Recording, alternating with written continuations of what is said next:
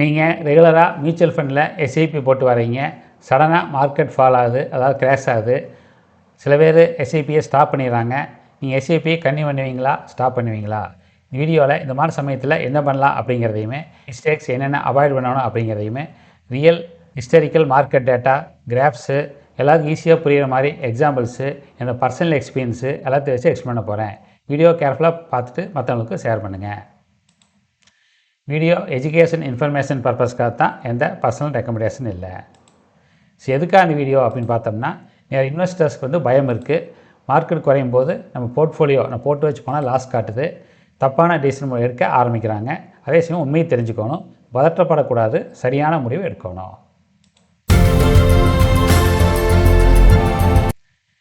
சரி, first SIP தெரிஞ்சுக்கலாம்.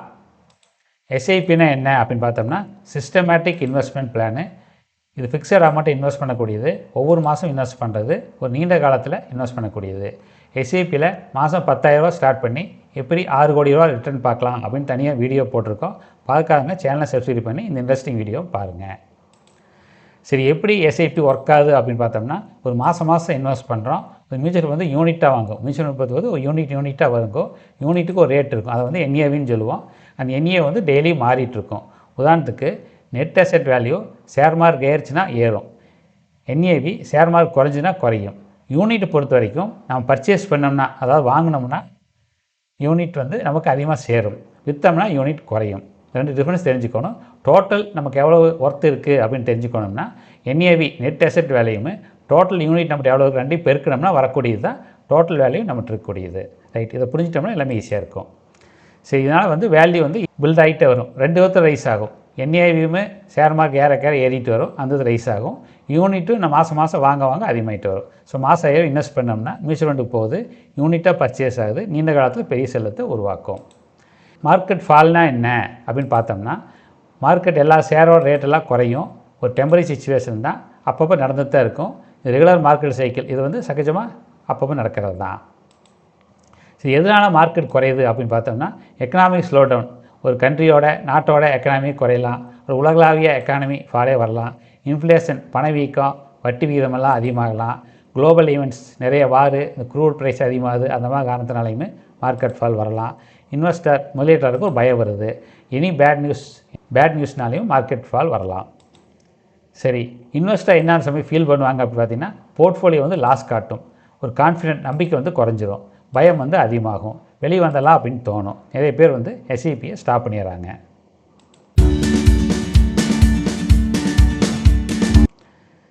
சரி, மார்க்கெட் ஃபால் அப்போ எஸ்ஐபி கன்னியூ பண்ணலாமா, ஸ்டாப் பண்ணலாமா, என்னென்ன எஸ்ஐபி மிஸ்டேக்ஸ் அவாய்ட் பண்ணணும் அப்படிங்க பற்றி அடுத்து பார்த்துடலாம்.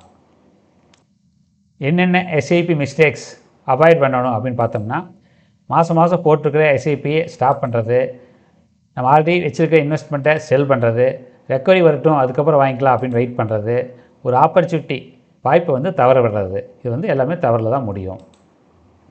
சரி, நிஃப்டி மார்க்கெட் ஹிஸ்ட்ரி. நிஃப்டி எப்படி ஏறி இறங்குறது பார்த்தீங்கன்னா, கோவிட் டைமில் 2020 பெரிய கிராஷ் வந்துச்சு. அதே சமயம் மார்க்கெட் நல்லாவே மறுபடி ரெக்கவரி ஆகிடுச்சு, பழைய கை அவ்வளோ அதிகமாக மறுபடி வந்துடுச்சு. ஸோ இது மாதிரி ஹிஸ்ட்ரி வந்து ரிப்பீட் ஆகும். சந்தை அதே மாதிரி குறைஞ்சி ஏறும், இந்த மாதிரி குறையும் போது இந்த மாதிரி ஏறும். ரியலாக எப்படி நிஃப்டிங்கிறத அடுத்த கிராஃபில் பார்க்கலாம். சரி, ரியலாக பார்த்தா நிஃப்டி 50 கிராஃபு 2019 இன்றைக்கி வரைக்கும் போட்டிருக்கோம்.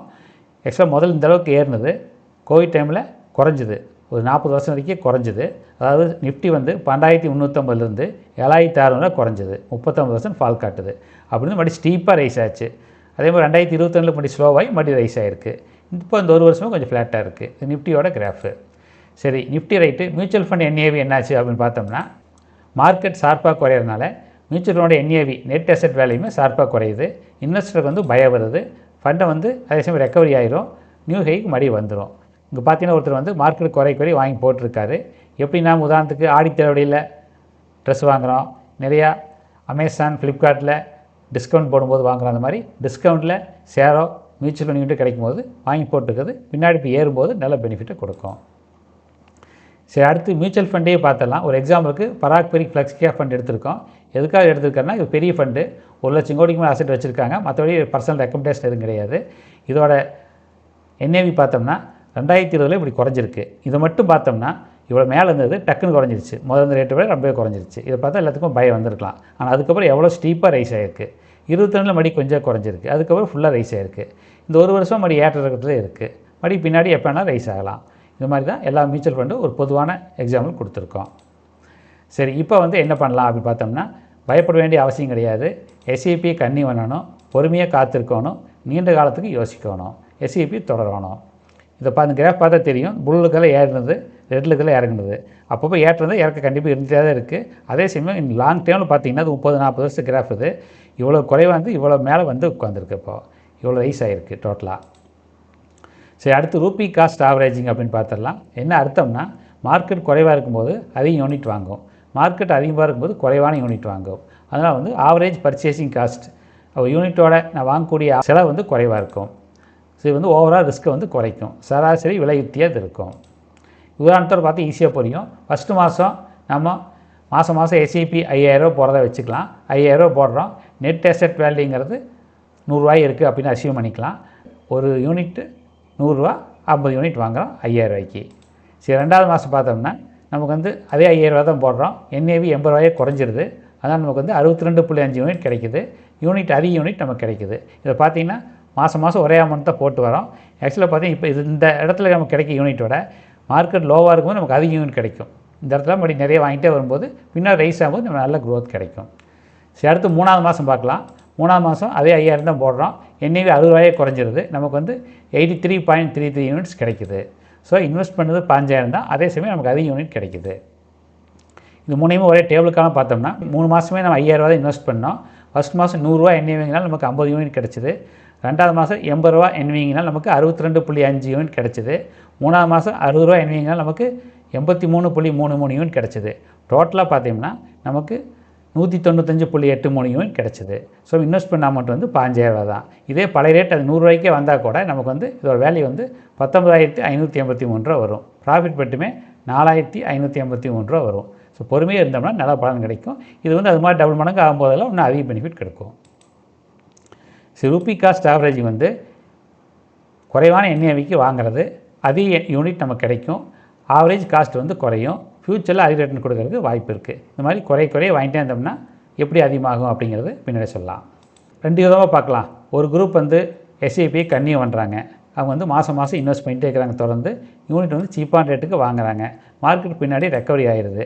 அவங்களுக்கு நிறைய மிகப்பெரிய ப்ராஃபிட் கிடைக்குது. ஸோ லோவில் தொடர்ந்தவங்களுக்கு நல்ல வெற்றி கிடைக்குது. சரி, சில பேர் எஸ்ஐபி ஸ்டாப் பண்ணிடுறாங்க. அவங்க பாஸ் பண்ணிடுறாங்க. பாஸ்ன்ற ஆப்ஷன் இருக்குது, நிறுத்தி வச்சுக்கலாம். 6 மாதம் 1 வருஷம் அந்த மாதிரி எஸ்ஐபி நிறுத்தி வச்சிடலாம். பயந்துட்டு அந்த மாதிரி சமயத்தில் நிறுத்தி வச்சிட்றாங்க. அதே மாதிரி சீப்பாக வாங்கிறத மிஸ் பண்ணிடுறாங்க. மார்க்கெட் அவங்க ரெக்கவரி ஆகும்போது அவங்களுக்கு அது பெரிய யூஸுக்கெல்லாம் போயிடுது. பின்னாடி அடடா வாங்காமல் போயிட்டுமேனு வருத்தப்படுறாங்க. இதை கோவிட் டைமில் ஒரு எக்ஸாம்பிள் கிராஃபோடு பார்க்கலாம். 2 கிராஃபு. இது மாதம் 10,000 ரூபா இன்வெஸ்ட் பண்ணுறோம் அப்படின்னு வச்சுக்கிறோம். இது 2019 26 வரைக்கும் சுமாராக 7 வருஷம் கணக்கு பார்க்குறோம். க்ரீனில் இருக்கிறது தொடர்ந்து இன்வெஸ்ட் பண்ணிட்டு வந்துட்டுருக்கிற குரூப்பு. தொடர்ந்து இன்வெஸ்ட் பண்ணிட்டு வரனால அவங்களுக்கு 13,48,000 கிடைக்குது. ஒருத்தர் அடுத்த குரூப் 1 வருஷம் பாஸ் பண்ணிடுறாங்க. அதுக்கப்புறம் அதே மாதம் 10,000 இன்வெஸ்ட் பண்ணிகிட்டே வராங்க. அவங்களுக்கு 11 லட்ச ரூபா கிடைக்குது. ஸோ ரெண்டுக்கு டிஃப்ரென்ஸ் பார்த்திங்கன்னா அவங்களுக்கு 2 லட்ச ரூபா டிஃப்ரென்ஸ் இருக்குது.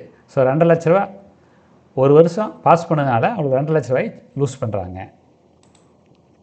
எதனால் எஸ்ஐபி வின் பண்ணுது அப்படின்னு பார்த்தீங்கன்னா, ரெகுலராக இன்வெஸ்ட் பண்ணுறோம், எமோஷன்ஸ்க்கு இக்னோர் பண்ணிடுறோம், நீண்ட காலத்தை ஃபோக்கஸ் பண்ணுறோம். வெல்த் நீண்ட காலத்து நல்ல செல்வத்தை உருவாக்கும். இது மாதிரி சில பேர் சொல்லுவாங்க, எனக்கு மார்க்கெட் லாஸில் இருக்குது, நான் 2 வருஷத்துக்கு முன்னாடி ஆரம்பித்தேன், இன்றைக்கி பார்த்தா மைனஸ் காட்டுது அப்படின்னு சொல்லுவாங்க. நிறைய பேர் பதில் சொல்லியிருக்கேன், விற்றா தான் லாஸு, விற்க வேண்டாம், முடிஞ்சால் வாங்க அப்படின்னு சொல்லியிருப்பேன். அதனால் இந்த மாதிரி குறைவான ரேட்டுக்கு வாங்கி வைக்கும்போது இப்படி மார்க்கெட் ரெக்கவரி ஆகும்போது இன்னும் நமக்கு டபுள் பெனிஃபிட் கிடைக்கும். சரி, இந்த பர்சனல் எக்ஸ்பீரியன்ஸ் பார்த்தீங்கன்னா, நான் 25 வருஷமாக ஷேர் மார்க்கெட்டு மியூச்சுவல் ஃபண்ட்லேயே இன்வெஸ்ட் பண்ணிட்டு தான் வரேன். நான் கோவிட் டைமில் உதாரணம் சொன்னோம்னா எஸ்ஐபி போட்டது அப்படி கண்ணி வாங்கிட்டு தான் இருந்தேன். அதுபோக தேவைப்படும் போது எக்ஸ்ட்ரா இன்வெஸ்ட் பண்ணுவேன். உதாரணத்துக்கு மியூச்சுவல் ஃபண்ட் பொறுத்த வரைக்கும் 3 மணி கட் ஆஃப் டைமு. 3 மணிக்குள்ளே இன்வெஸ்ட் பண்ணிட்டோம்னா அன்றைக்கி க்ளோசிங் ரேட்டுக்கு வாங்கிடும். ஸோ 2:30 மணிக்கு மார்க்கெட் பார்ப்பேன். சென்சஸ் ஒரு 1000 பாயிண்ட் 1500 குறைஞ்சி இருந்ததுன்னா ஒரு 10,000 5,000 எக்ஸ்ட்ரா அமௌண்ட் அனுப்பி விட்டுருவேன். அன்றைக்கி க்ளோசிங் ரேட்டுக்கு வாங்கிடும். அப்புறம் 2-3 நாளைக்கு பெருசாக குறையில ஏறிச்சுன்னா வாங்க மாட்டேன். மறுபடியும் 3 நாள் கழிச்சு மறுபடியும் குறைஞ்சின்னா அது மாதிரி வாங்குவேன். அது மாதிரி அப்பப்போ இன்வெஸ்ட் பண்ணும்போது அது ரிட்டர்ன் கொடுக்கும். கடைசியில் பார்த்தா எனக்கு எஸ்ஐபி இன்வெஸ்ட்மெண்ட் ஒரு 13-14% ரிட்டர்ன் கொடுத்துருந்துச்சுன்னா, இந்த மாதிரி கிராஷில் மறுபடியும் எக்ஸ்ட்ரா வாங்குறது எனக்கு 17-12% ரிட்டர்ன் கொடுத்துருந்துச்சு. இது பர்சனல் எக்ஸ்பீரியன்ஸ் தான். இதை வந்து மற்றவங்க ஃபாலோ பண்ணணும் அவசியம் கிடையாது. நீங்கள் எஸ்ஐபி கன்னியூ பண்ணுறது பெட்டர் அப்படிங்கிறது தான் என்னோடய பர்சனல் அட்வைஸு.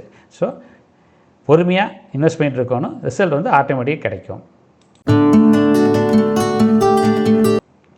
சரி, எப்போ இன்வெஸ்ட்மெண்ட்டை ஸ்டாப் பண்ணலாம்? எஸ்ஐபி ஸ்டாப்பே பண்ணக்கூடாதா அப்படின்னு கேட்டோம்னா ஸ்டாப் பண்ணலாம். கோல் அச்சீவ்டு, குறிப்பிட்ட நோக்கத்துக்காக எஸ்ஐபி போட்டோம், அது வந்துருச்சு, ஸ்டாப் பண்ணலாம். ஃபைனான்ஷியல் எமர்ஜென்சி, ஒரு அவசர தேவைக்காக பணம் வேணும், எமர்ஜென்சி அப்படிங்கும்போது எஸ்ஐபி ஸ்டாப் பண்ணலாம். ரிட்டைர்மெண்ட் பிளானிங், ரிட்டைர்மெண்ட்டுக்காக எஸ்ஐபி போட்டோம், 60 வயசு ஆயிடுச்சு, சம்பளம் ஸ்டாப் ஆயிடுச்சு அப்படிங்கிற பட்சத்தில் எஸ்ஐபி ஸ்டாப் பண்ணலாம். அசட் ரீபேலன்சிங், சரி ஒரு மியூச்சுவல் ஃபண்ட் போட்டிருக்கோம், இப்போ இன்னொன்று பெட்டராக நமக்கு தெரியுது அப்படிங்கும்போது இதை ஸ்டாப் பண்ணிவிட்டு இன்னொன்றில் ஸ்டார்ட் பண்ணலாம். அந்த மாதிரி தேவை இருந்தால் மட்டும் எஸ்ஐபியை ஸ்டாப் பண்ணலாம். சரி, தப்பான காரணங்கள் எதுக்காக எஸ்ஐபியை ஸ்டாப் பண்ணக்கூடாது அப்படின்னு பார்த்தீங்கன்னா, மார்க்கெட் கிராஷ் ஆகும்போது எஸ்ஐபி ஸ்டாப் பண்ணக்கூடாது, பயந்துட்டு ஸ்டாப் பண்ணக்கூடாது, சோசியல் மீடியாவில் மார்க்கெட் 5000 குறைஞ்சிருச்சு, இன்னும் 5000 குறையும் அப்படின்னு கிளப்பிடுவாங்க, அதுக்கு பயந்துட்டு குறையக்கூடாது. அதுமாதிரி டெம்பரரி லாஸ், தற்காலத்தில் லாஸ் இருக்கும்போது நான் சொன்ன மாதிரி வித்தாத்தா லாஸு, வாங்கினோம்னா ப்ராஃபிட் தான், அதனால் பயப்பட அவசியம் இல்லை. பேர் மார்க்கெட் அப்படிம்பாங்க, மார்க்கெட் பொறுத்த வரைக்கும் ஏறும்போது புல் மார்க்கெட் அப்படிம்பாங்க, குறையும் போது பேர் மார்க்கெட் அப்படிம்பாங்க. இந்த கரடி கண்டெல்லாம் பார்த்து பயப்படக்கூடாது. சரி, மெயின் 4 கோல்டன் ரூல்ஸ் என்ன அப்படின்னு பார்த்தோம்னா, பயப்பட வேண்டிய அவசியம் இல்லை. எஸ்ஐபி கன்னி பண்ணணும், வருஷம் இருக்க ரிவ்யூ பண்ணணும், பொறுமையாக காத்திருக்கணும், நாளையும் ஞாபகம் வச்சுக்கணும். மார்க்கெட் பார்த்திங்கன்னா இப்படி மேலே நல்லா போகும், ஒரு 30 வருஷம் கிராஃப் இது, இப்படி ஸ்ட்ரெயிட் லைனாக போகாது, அடுத்த பட்சம் எப்படி தெரியும், ரைட், மார்க்கெட் இப்படி தான் போகும், ஏற்ற இறக்கத்தோடு தான் போகும். ஒவ்வொரு தடவை இந்த மாதிரி டவுன் கிராஷ் எப்படி வேணால் வச்சுக்கலாம், அந்த மாதிரி டவுனில் வந்துட்டு தான் போகும். இந்த டவுனில் வாங்கும்போது அது ரிட்டர்ன் அதிகமாகவே இருக்கும். கீ டேக்அவேஸ் பார்த்தோம்னா, மார்க்கெட் ஃபால் ஆகுது நார்மல் தான், அதே சமயம் எஸ்ஐபி கன்னி பண்ணணும். குறைவான ரேட்டில் வாங்கும்போது நமக்கு வந்து அதிக யூனிட் கிடைக்கும். நம்ம வெல்த் வந்து செல்லம் வந்து நல்லா ஈஸியாக நீண்ட காலத்தில் நல்லா வளரணும். ஸோ லாங் டேர்மில் யோசிக்கணும், ஷார்ட் டேர்மில் யோசிக்கக்கூடாது. ஃபைனல் மெசேஜ் பார்த்தோம்னா, ப்ராசஸ், சரி எஸ்ஐபி போட்டால் அந்த ரிட்டர்ன் கிடைக்க அப்படி தான் ஆரம்பித்தோம், அதை கன்னி பண்ணணும். குறுகிய சலசலப்பு கண்டு பயப்படக்கூடாது, டிசிப்ளினாக இன்வெஸ்ட் பண்ணிட்டு இருக்கணும். நம்ம செல்லம் வந்து நல்லா வளர்ச்சி அடையும், பொறுமை வந்து வெற்றியை தரும். புத்திசாலித்தனமாக இன்வெஸ்ட் பண்ணணும், அதே சமயம் கண்டினியூஸாக இந்த மாதிரி வீடியோ பார்த்து லேர்ன் பண்ணிகிட்டே இருக்கணும். Like, comment, share and hype the video. நம்ம சேனலை சப்ஸ்கிரைப் பண்ணி இந்த மாதிரி நிறைய இன்ட்ரெஸ்டிங் வீடியோ பாருங்கள். தேங்க்ஸ் ஃபார் வாட்சிங். இதோட வீடியோ முடிச்சுக்கலாம். வீடியோ எல்லாத்துக்கும் யூஸ் வந்து நினைக்கிறேன். நான் கொடுத்துருக்கிற மோஸ்ட் ஆஃப் வீடியோவில் கடந்த 25 வருஷமாக என்னை பர்சனல் மணியை இன்வெஸ்ட் பண்ணிட்டு தான் வரேன். அந்த எக்ஸ்பீரியன்ஸ் சேர்த்து தான் வீடியோவில் கொடுத்துருக்கேன். வீடியோவை லைக் பண்ணுங்கள், ஹைப் பண்ணுங்கள், கமெண்ட் பண்ணுங்கள், ஷேர் பண்ணுங்கள். கீழே இருக்கிற சப்ஸ்கிரைப் பட்டன் அமைத்தி எல்லா இன்ட்ரெஸ்டிங் வீடியோவும் பாருங்கள்.